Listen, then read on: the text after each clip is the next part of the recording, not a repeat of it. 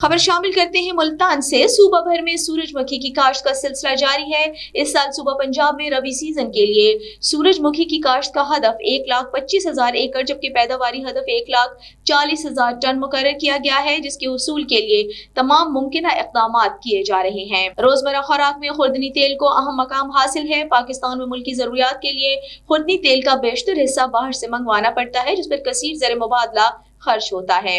बढ़ती हुई आबादी के सबब खुर्दनी तेल की मांग और दरामद में बतदरीज इजाफा हो रहा है।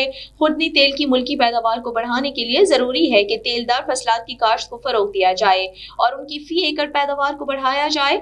महकमा ज़राअत तेलदार अजनास के ज़ेर काश्त रकबे में इजाफे के लिए मुतअद्दिद अमली इक़दाम उठा रहा है ताकि खुर्दनी तेल के दरामदी बिल में कमी लाई जा सके।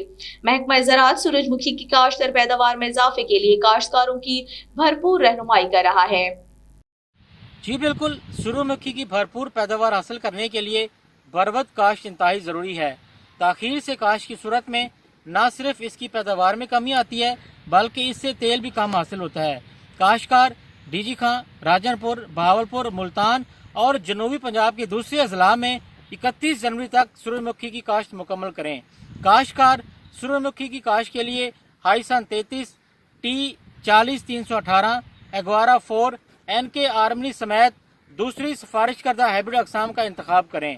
90% शरह उगाव वाले बीज की मिकदार 2 किलोग्राम फी एकड़ जबकि फी एकड़ पौधों की तादाद 22 से 23 हज़ार रखें।